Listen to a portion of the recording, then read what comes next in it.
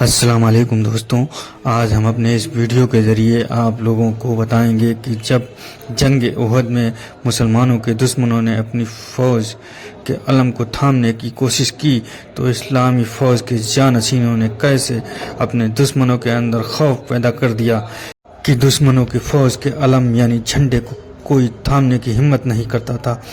جیسے ہی دشمن فوج کا کوئی سپاہی اپنے جھنڈے کو تھامنے کی جرت کرتا، اسلامی فوج کے جانشین اس کا سر قلم کر دیتے یا اس کے پیروں کو کاٹ ڈالتے تھے، کیونکہ علم فوج کی ایکتا اور طاقت کی نشانی ہوتا ہے، اور اس علم کو ہی تھامنے کے لیے مسلمانوں نے اپنے دشمنوں کے اندر خوف بھر دیا تھا، جبکہ مسلمان تعداد میں مشرکوں کے چوتھائی بھی نہیں تھے۔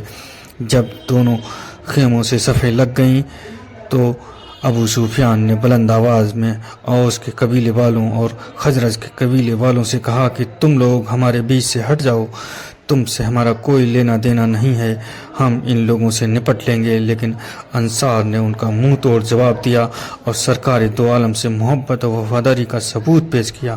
پھر عامر راہب نے، جو کہ ایک زمانے میں اوس کا سردار تھا اور حضور کے مدینہ تشریف لانے کے بعد مکہ میں جا کر اسلام کے دشمنوں سے مل گیا تھا، اس نے اپنے قبیلے والوں کو پکارا اور مسلمانوں میں پھوٹ ڈالنے کی کوشش کی، لیکن اوس کے قبیلے والوں نے اس کی بات تک کو سننے سے انکار کر دیا۔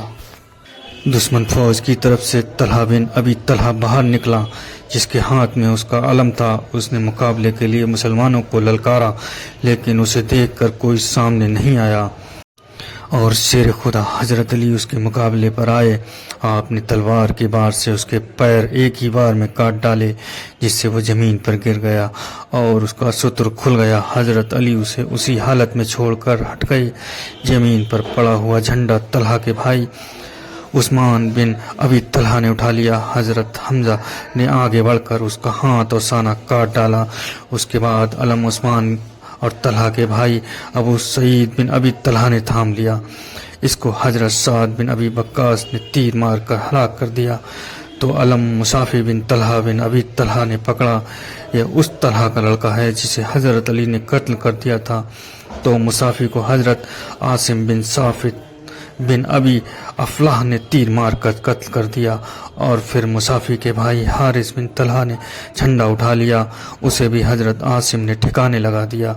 اب کلاب بن طلحہ کے جھنڈا اٹھانے کی باری آئی تو اسے حضرت زبیر بن عوام نے قتل کر دیا، تو علم الجلاس بن طلحہ نے سنبھالا۔ حضرت طلحہ بن عبید اللہ نے اس کا کام تمام کر دیا۔ اس پر علم کو ارطاد بن سرحبیل نے اپنے ہاتھ میں تھاما، اسے حضرت علی نے پھر قتل کر دیا۔ اب ابو جید بن عمر نے آگے بڑھ کر علم تھاما، اسے حضرت کزمان نے مار ڈالا۔ پھر سرح بن کارج نے آگے بڑھ کر علم اٹھا لیا، اسے بھی حضرت کزمان نے قتل کر دیا۔ اب اس خاندان کا ایک اور سپاہی غلام ثواب آگے بڑھا اور زمین سے علم اٹھایا۔ کچھ دیر بعد حضرت علی نے اسے بھی قتل کر دیا۔ پھر یہ منحوس جھنڈا دیر تک زمین پر پڑا رہا، کسی نے اسے اٹھانے کی ہمت بھی نہیں کی۔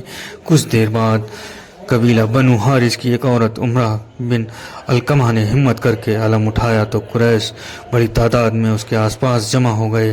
قریش کے قبیلے علمدار کے 11 علم بردار مارے گئے۔ مسلمانوں نے خاص کر علم برداروں کو اپنا نشانہ بنایا، کیونکہ علم فوج کی ایکتا اور ساہس کا پرتیک ہوتا ہے۔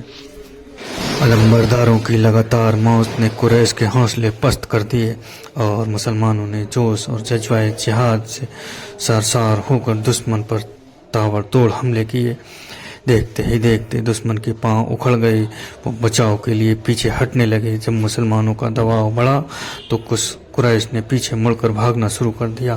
مسلمان ان کے ٹھکانوں تک پہنچ گئے، گانے بجانے والی عورتیں وہاں سے بھاگ گئیں۔